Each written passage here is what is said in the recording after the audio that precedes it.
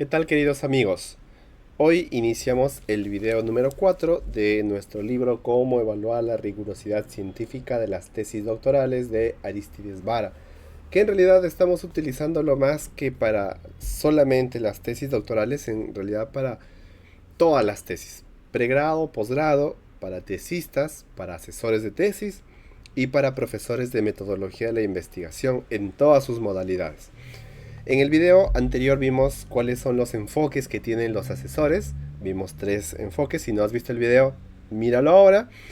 Y ahora vamos a hablar de algo más duro, algo más difícil. Si en el anterior video hablamos de cómo actúan algunos docentes desde una mirada propia técnica, ahora sí vamos a hablar de los defectos. Ahora sí vamos a hacer algo más duro, más crítico. Entonces el autor nos propone algunos, él las llama limitaciones de los asesores de tesis. Y este es lo que les voy a mencionar ahora, que son 4. Él ha hecho un estudio con tesistas, con alumnos, los ha entrevistado y ha encontrado 4 clases de limitaciones que tienen los tesistas. Yo estoy muy seguro que muchos de ustedes se van a sentir identificados, nos vamos a sentir identificados, y el objetivo de esto es que el proceso de asesoría de tesis sea mejorado, perfeccionado. Entonces, primera observación, la impulsividad y comunicación egocéntrica, y les voy a leer, dice así: el docente considera que su planteamiento y metodología es el más adecuado, por tanto no admite metodologías alternativas. ¿Qué dicen algunos estudiantes? El profe cerrado siempre quiere tener la razón, no entiendo por qué tengo que hacerlo de esa forma, me parece jalado de los pelos. Y algunos concluyen que la verdad, hacer una tesis es la forma más burocrática de presentar un informe, un estudiante de 28 años. Sí, esto es cierto. Muchas veces los asesores de tesis cometemos esto. A veces creemos que nuestro método es el mejor y es el único. Y no admitimos que hay otras formas sustentadas de realizar una investigación. Y eso es un grave error. Segundo, imprecisión al comunicar observaciones y recomendaciones. Este error, el primero, pasa a menudo, eh, pero pasa más en aquellos docentes que o bien han recibido una formación muy especializada en metodología y creen que lo suyo es lo mejor, o simplemente es una cuestión de ego que también abunda en la academia, desgraciadamente. Pero no es en todos. Hay docentes muy buenos que, siendo muy capaces, no son egocéntricos. En cambio, esto de la imprecisión al comunicar observaciones y recomendaciones es algo que yo diría que es muy extendido. Yo mismo todavía presento estas falencias. Estoy haciendo todo el esfuerzo por no cometer este error, esta limitación. Y es así. El docente es muy ambiguo en sus recomendaciones. Supone que el alumno conoce la metodología que enseña y no considera el nivel de comprensión de los estudiantes.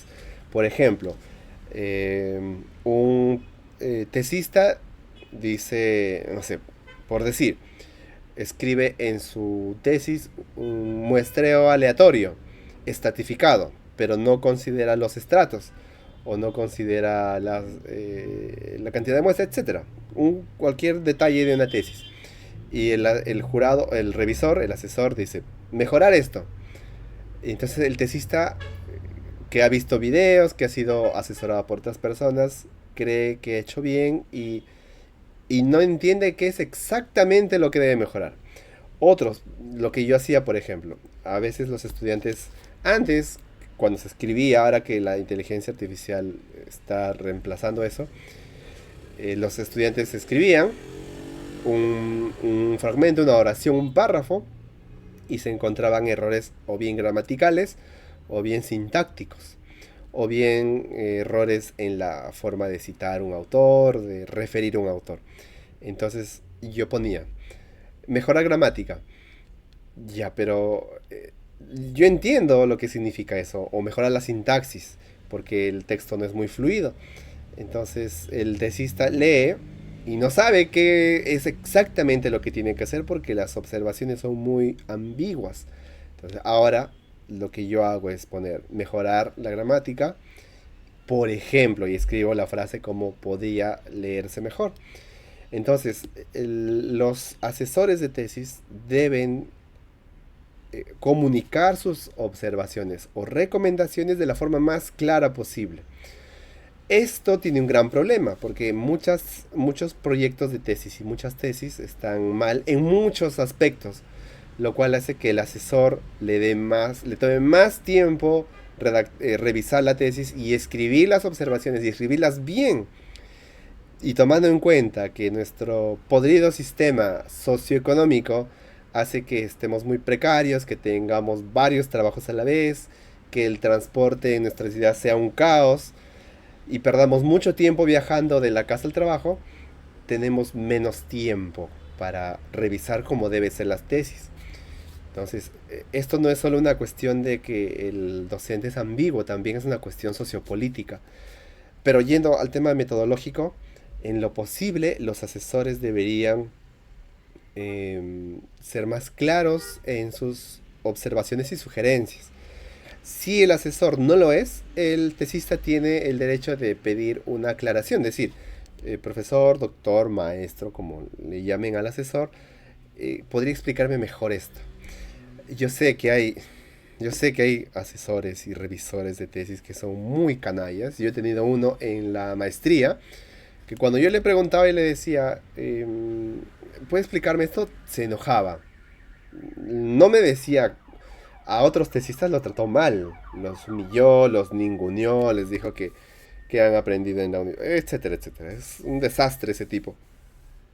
Pero en general los asesores no son tan canallas, son más receptivos, así que procuremos, los tesistas procuren que el asesor entiéndalo también, a veces tiene su vida propia, personal y la situación a veces no da, pero pueden pedir aclaraciones.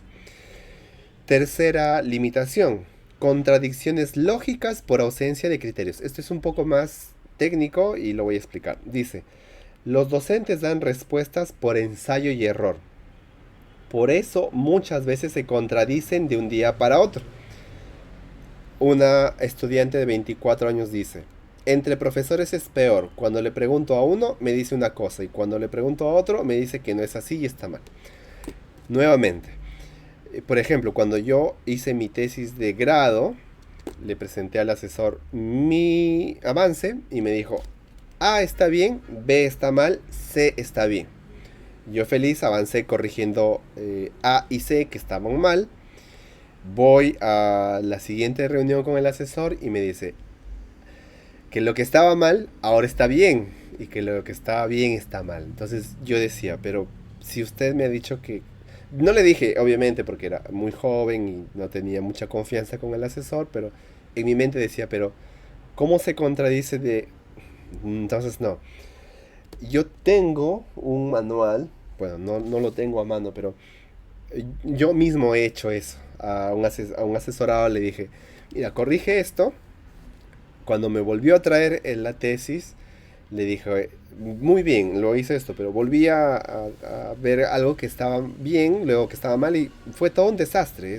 Yo reconozco que al inicio mis asesorías no eran de calidad, eran malas a veces. Y conforme avanza el tiempo he mejorado en la práctica y tengo ya herramientas que me ayudan a no cometer esos errores. Ya algún día comentaremos con un video hecho solamente para asesores de tesis, qué metodología uso, cómo hago para revisar las tesis, que también es un tema muy interesante. Yo sé que les va a gustar, pero eso lo haremos después. Entonces, aquí hay dos contradicciones. Una, que el mismo asesor se contradice. Si tu asesor se contradice, mejor hacer lo siguiente. Tu tesis original te corrigió tal punto, no lo cambies ahí. Resalta y en otro documento pones la corrección, que es lo más adecuado. He visto, por ejemplo, en la universidad, en la UNTELS, si no me equivoco, en la de Lima Sur, he revisado la tesis de un estudiante y había un jurado, había varios jurados que tenían una forma bastante, me pareció bastante burocrática, pero muy buena, porque decían, la corrección la va a subrayar o la va a resaltar para que el asesor vea y revise que ha corregido. Y me parece muy bien. De esa manera se evitan dos cosas. Primero, que te dé instrucciones contradictorias. Y segundo, que es lo peor. Miren, esto es muy... No está en el libro, eso ya les comparto de mi propia experiencia. Por ejemplo, esta es mi tesis, esta es mi tesis. Y el primer día le doy al asesor y el asesor me corrige la introducción y el marco teórico. Muy bien. Vuelvo y le digo, mire, aquí está mi marco teórico y mi introducción corregidas. Y el asesor te dice, bien, pero vuelve a revisar los resultados. Y dice, esto está mal, revísalo. Tercera sesión, regresas, está bien la introducción, teoría y resultados. Y te dice, está mal ahora las referencias. Ese es un proceso agotador, frustrante, tanto para el asesor como para el tesista. Y eso está mal.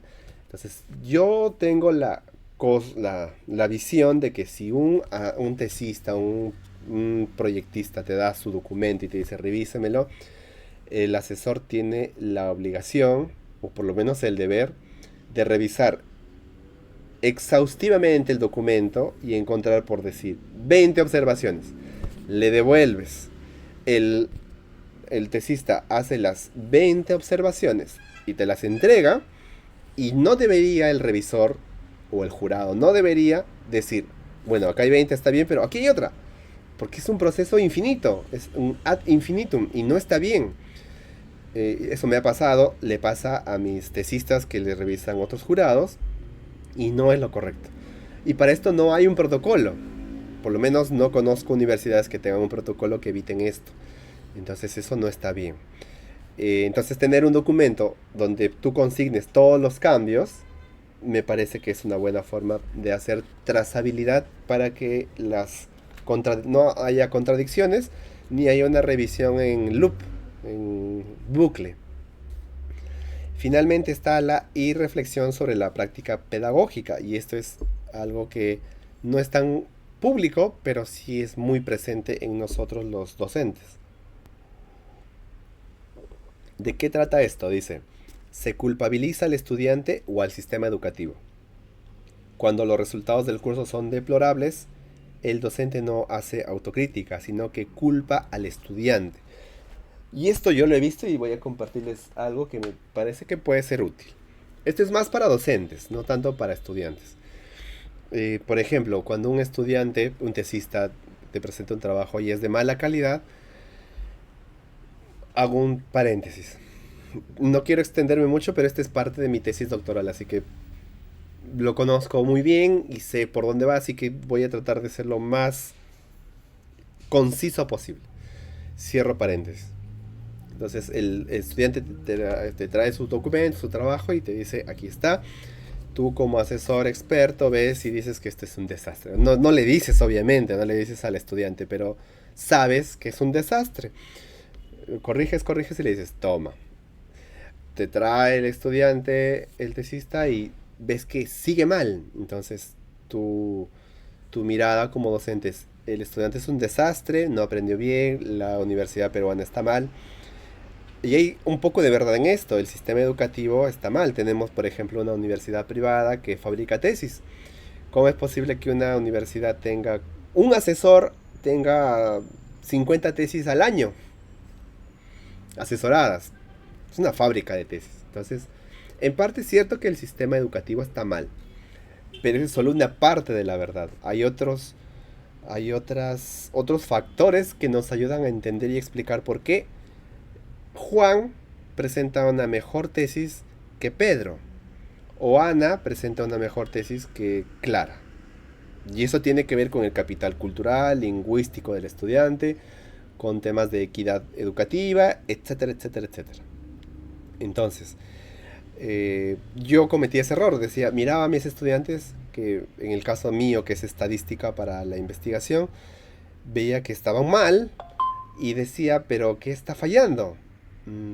Debe ser que su profesor de estadística 1 les ha enseñado mal. o debe ser que en el curso anterior no aprendieron. Podría ser cierto, pero eso no explica todo. Hay un factor más, que no tiene que ver ya con el capital cultural, ni con el sistema educativo, ni con nada estructural, ni coyuntural, sino con la misma práctica del docente. Entonces, existe un libro que se llama, el autor es Sean, creo que es David Sean, no recuerdo, que se titula El profesional reflexivo. Ese libro yo lo leí, bueno, leí una parte en la maestría. Y eso me ayudó mucho a entender que el profesional en general y el docente en particular necesita tener prácticas reflexivas de su quehacer docente. Y yo, por ejemplo, tengo... Bien, por ejemplo, yo odio profundamente, odio con toda mi alma la burocracia, tanto en la universidad, en el colegio. Para mí me parece lo peor. Sin embargo, sin embargo, considero que existen algunos instrumentos demasiado útiles. Por ejemplo, yo tengo mi carpeta pedagógica este año, cosa que no lo tenía hace unos 7 años aproximadamente. No, sí, hace unos años. Y cuando lo hacía antes, lo hacía por cumplir de manera mecánica. En cambio, ahora nadie me exige tener una carpeta docente, pero ahora, bueno, no descubro, redescubro que estos instrumentos son esenciales. Por ejemplo, una ficha de una sesión didáctica, una rúbrica específica, solucionarios, etcétera. Pero hay uno que a mí me ayuda mucho, y lo voy a poner acá. Es una reflexión docente. Aquí está. Reflexión docente posesión. Entonces aquí yo digo que funcionó parcialmente o no parcialmente, qué funcionó bien, qué dificultades se presentaron, diferencia entre tiempo planificado, tiempo real, qué decisiones de mejora. Por ejemplo, en mi caso, me ha ayudado mucho tener esto, qué decisiones de mejora concreta, porque hago la práctica, hago la clase, y a pesar de que yo lo planifico con tiempo, a pesar que hago todo con tiempo, lo planifico al milímetro, no funcionan ciertas cosas. Y es normal porque la educación es un fenómeno social y por lo tanto está sujeto a la coyuntura. O visto desde una manera sistémica, está sujeto a los inputs. Entonces aquí pongo y me doy cuenta, por ejemplo, que en algunos casos yo soy el problema. O mejor dicho, mi práctica docente es el problema. Por ejemplo, en esta semana que pasó, yo hice todo, pero les di una lectura equivocada. Anticipé una lectura de la semana siguiente y les di. Entonces hago el control de lectura y los estudiantes estaban un poco confundidos. Y me di cuenta que el error fui yo. Entonces no siempre es el sistema, sabemos que sí lo es. No siempre es el estudiante, a veces sí lo es. Hay estudiantes que no hacen lo que deberían hacer.